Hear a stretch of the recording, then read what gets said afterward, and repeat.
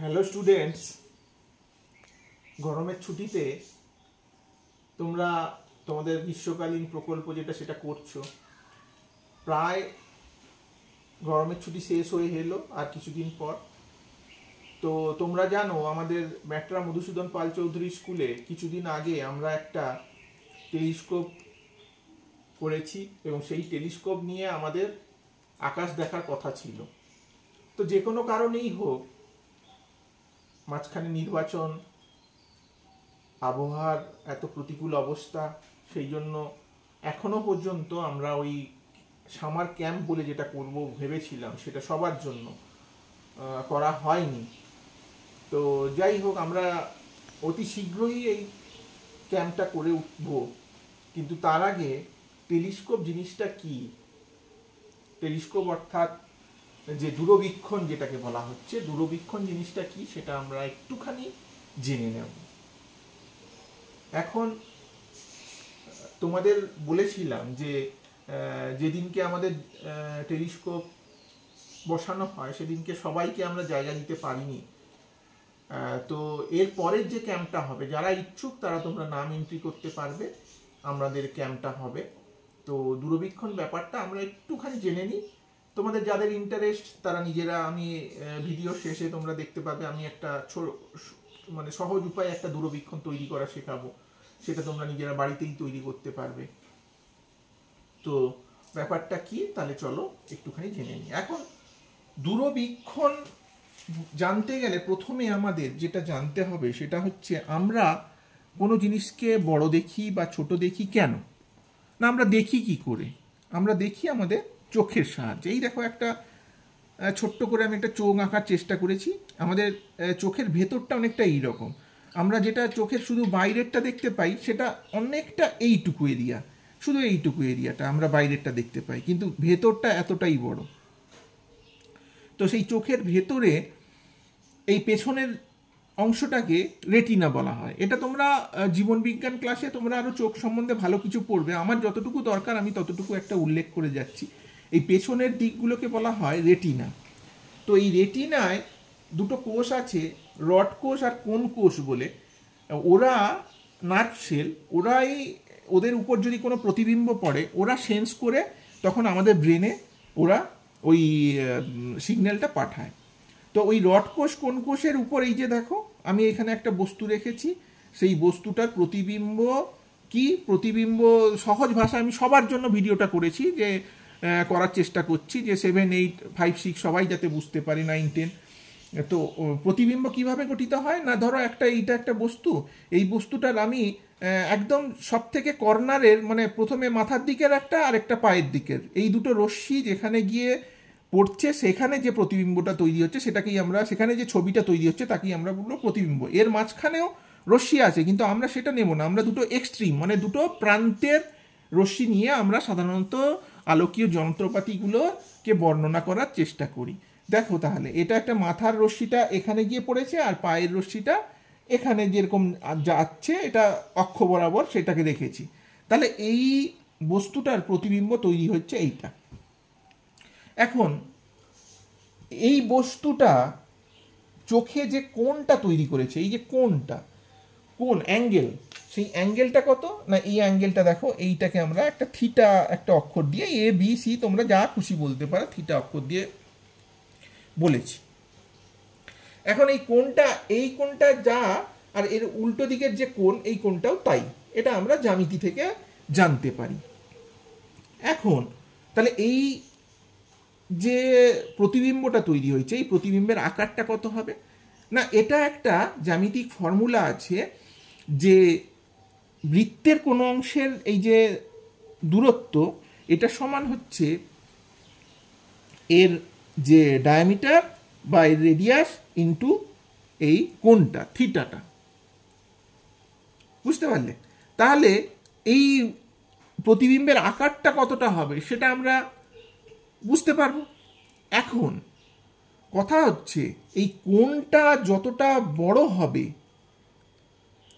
এই যে প্রতিবিম্বের আকার সেটা কিন্তু ততটা বড় হবে।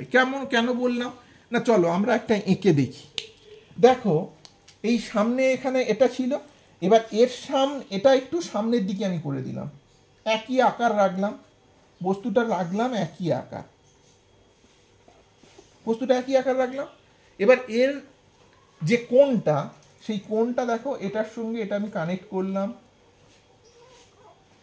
এই কোণটা দেখো একটু বেড়ে গেল। এই কোণটা বেড়ে গেল মানে, এই কোণটা বেড়ে গেল মানে দেখো এখানটাও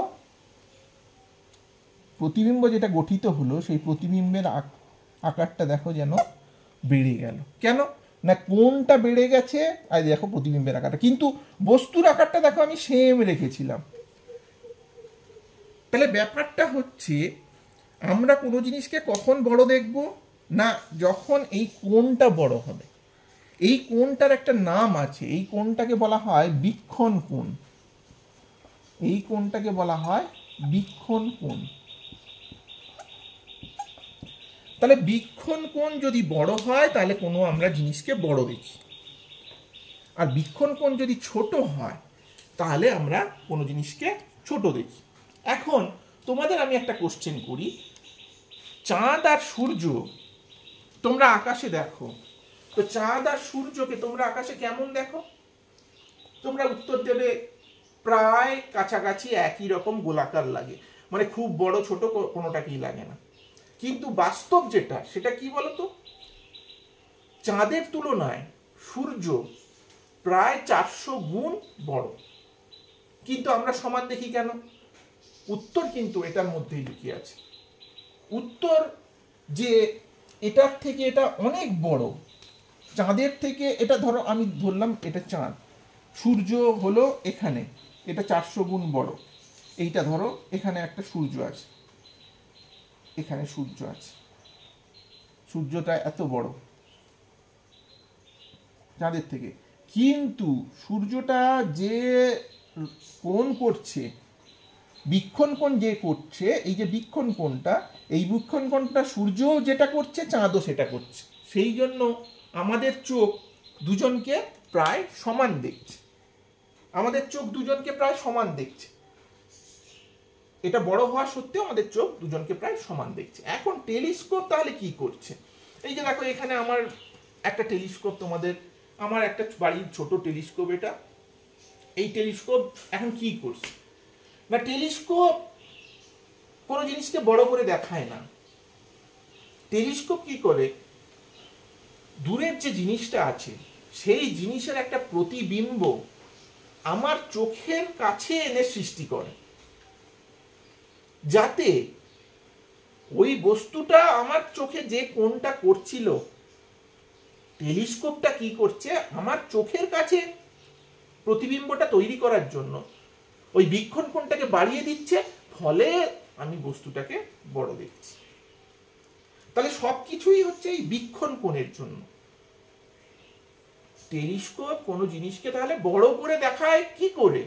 বড় করে দেখায়, কিন্তু বড় করে দেখায় কি করে না, টেলিস্কোপের কাজ হচ্ছে একটা প্রতিবিম্ব তৈরি করছে, সেই প্রতিবিম্বটা আমার চোখের সামনে এনে তৈরি করছে যাতে বীক্ষণ কোণটা বড় হয়। কারণ একটা জিনিস যদি খুব দূরে থাকে, এই জিনিসটা যদি খুব দূরে আমি নিয়ে চলে যাই, তাহলে দেখবে যে বীক্ষণ কোণটা ধীরে ধীরে ছোট হতে হতে বীক্ষণ কোণটা অনেক ছোট হয়ে যাবে, আমরা ওই জিনিসটাকে দেখতেই পাবো না একটা সময়। আরেকটা জিনিস কি না, আরেকটা জিনিস, আমাদের চোখ খুব ছোট, চোখের যে পরিমাণ আলো আসছে, টেলিস্কোপের এই যে দেখো, টেলিস্কোপের মুখটা অনেক বড় রাখা হয়, তোমাদের স্কুলে যে টেলিস্কোপটা আছে দেখবে সেটার মুখটা আরো বড়, তাহলে তার মধ্যে বেশি আলো পড়ছে, তাহলে বেশি আলো পড়ে যদি একটা প্রতিবিম্ব তৈরি করে, সেই প্রতিবিম্বটা উজ্জ্বল হয়, আমাদের দেখতে অনেকটা সুবিধা হয়। তো এই হচ্ছে ব্যাপার। এখন টেলিস্কোপ দূরবীক্ষণ, যদি আমরা ওর বাংলাটা করি, দূরবীক্ষণ, টেলিস্কোপ দু ধরনের হয়, একটা হচ্ছে নভোবীক্ষণ আর একটা হচ্ছে ভূ দূরবীক্ষণ। নভোবীক্ষণ আর ভূ দূরবীক্ষণ। নভোবীক্ষণ কাকে বলছে? অ্যাস্ট্রোনমিক্যাল টেলিস্কোপ ইংরেজিতে যদি আমরা বলি। আমরা যখন অনেক দূরের জিনিস, মানে আকাশের মহাকাশের জিনিস পর্যবেক্ষণ করার জন্য যেসব টেলিস্কোপ ব্যবহার করি সেগুলোকে বলা হয় নভোবীক্ষণ। আর ভূ দূরবীক্ষণ মানে আমার এই ভূমি সংলগ্ন কোনো জিনিস, আমি হয়তো দূরের একটা জিনিসকে দেখতে চাইছি, আমার বাড়ির ছাদে বসে বা অনুকূল কোনো অনেক উঁচুতে বসে আমি একটা জিনিস দেখতে চাইছি, তখন তাকে বলা হচ্ছে ভূ দূরবীক্ষণ। তো আমরা ভূ দূরবীক্ষণ নিয়ে ইন্টারেস্টেড নই, আমরা আমাদের স্কুলে যেটা স্থাপন করেছি সেটা নিয়ে ইন্টারেস্টেড। সেটা দেখো নভোবীক্ষণ। নভোবীক্ষণটা ক রকমের না, নভোবীক্ষণ দু রকমের, একটা হচ্ছে প্রতিসারক আর একটা হচ্ছে প্রতিফলক। প্রতিসারক নভোবীক্ষণ, প্রতিফলক নভোবীক্ষণ। এখন প্রতিসারক মানে কি? প্রতিসারক মানে হচ্ছে রিফ্রাকশন টেলিস্কোপ, যেটা আমার এই টেলিস্কোপটা হচ্ছে রিফ্রাকশন টেলিস্কোপ। রিফ্রাকশন টেলিস্কোপটা তৈরি হয় লেন্স দিয়ে, মানে দুটো লেন্স থাকে, দুটো লেন্স দিয়েই তৈরি হয়। কিন্তু আমাদের স্কুলে যে টেলিস্কোপটা আছে সেটা হচ্ছে প্রতিফলক, রিফ্লেক্টিং টেলিস্কোপ। ওখানে আছে দর্পণ। দর্পণ মানে সোজা বাংলায় আমরা যাকে বলি আয়না। কি ধরনের আয়না থাকে না, একটা অবতল দর্পণ থাকে, আমাদের স্কুলের যেটা আছে তাতে একটা অবতল দর্পণ আছে আর একটা সমতল দর্পণ আছে। আর দেখার জন্য আইপিস থাকে। আইপিসগুলো বিভিন্ন ধরনের আইপিস হয়, সেগুলো এই যে ধরো এইটা একটা আইপিস, এটা একটা আইপিস, এর ভেতরে একটা লেন্স থাকে, দুটো লেন্স থাকে, দুটো লেন্স দিয়ে বিভিন্ন ধরনের আইপিস তৈরি হয়। তো এই আইপিসগুলো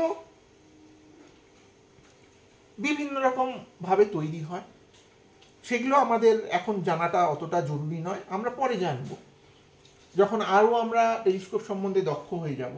এখন আমরা শুধু জানবো যে আমাদের টেলিস্কোপটা কিভাবে কাজ করছে। এখন আমাদের টেলিস্কোপটা কিভাবে কাজ করছে সেটা যদি আমাদের জানতে হয়, একটু পজ দিয়ে দেবে। তাহলে আমাদের স্কুলে যে টেলিস্কোপটা আছে সেটা হচ্ছে প্রতিফলক টেলিস্কোপ। তো প্রতিফলক টেলিস্কোপটা দেখবে আমাদের স্কুলের এরকম টেলিস্কোপের একটা এত বড় পাইপ আছে, সেই পাইপের লাস্ট প্রান্তে এই যে এখানে দেখো, এখানে একটা আমি এঁকে রেখেছি, এটা হচ্ছে অবতল দর্পণ। এই জিনিসটা হচ্ছে অবতল দর্পণ, একদম লাস্টে একটা অবতল দর্পণ আছে। এই অবতল দর্পণ আর এদিক দিয়ে এই জায়গাটা ফাঁকা আছে পাইপে। তো আমরা যেটা জিনিসটা দেখবো সেটাকে এইদিকে দিলাম, আর দূর থেকে যখন আলো আসে আমরা ধরে নিই ওই আলোটা সমান্তরাল আলোক রশ্মি আসে।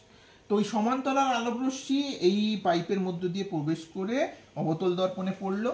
অবতল দর্পণে পড়ার পর এইখানে আমরা একটা সমতল দর্পণ রেখেছি, এটা কিন্তু সমতল দর্পণ, এটা সমতল দর্পণ, ছোট্ট একটা সমতল দর্পণ আছে। ওই সমতল দর্পণটাকে আবার 45 ডিগ্রি কোণ করে রাখা আছে, এখানে ঝুলানো আছে, একটা ব্যবস্থা আছে, ঝুলানো আছে। তো সমান্তরাল আলোক রশ্মি এখানে পড়ে এখানে অবতল দর্পণ বলে এইভাবে প্রতিফলিত হয়ে এসে এখান থেকে এখানে আমাদের একটা ফুটো করা আছে, এখানে আইপিস লাগানো আছে, এরকম ভাবে আইপিস লাগানো আছে। বিভিন্ন ধরনের আইপিস সেট করা যায়, ওর স্পেসিফিকেশন আলাদা, ওর টেকনোলজি আমরা শিখবো যখন আমরা আরও দক্ষ হয়ে যাব। তো এখন আমরা এই আইপিসের মাধ্যমে এই জিনিসটাকে দেখতে পাবো। তাহলে এখানে আমাদের দেখবে এখানে একটা ট্রাইপড দিয়ে আমাদের সেট করা আছে।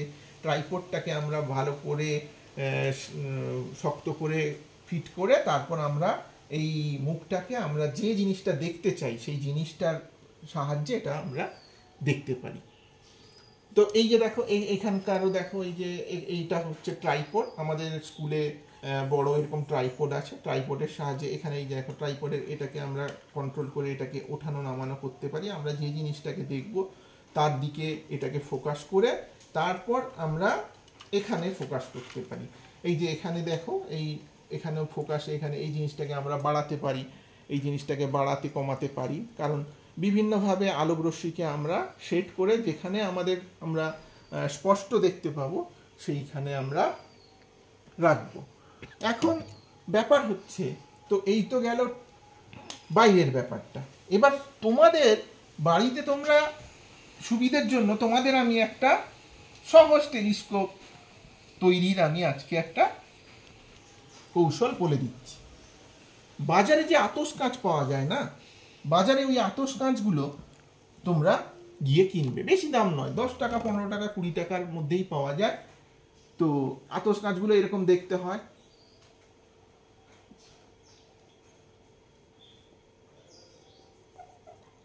এইখানে লেন্স থাকে, এর সাহায্যে আমরা দেখতে পাই। তো এই আতস কাঁচ থেকে তোমরা যদি লেন্সটাকে আলাদা করে নিতে পারো তাহলেও ভালো। এখন এই আতস কাঁচটা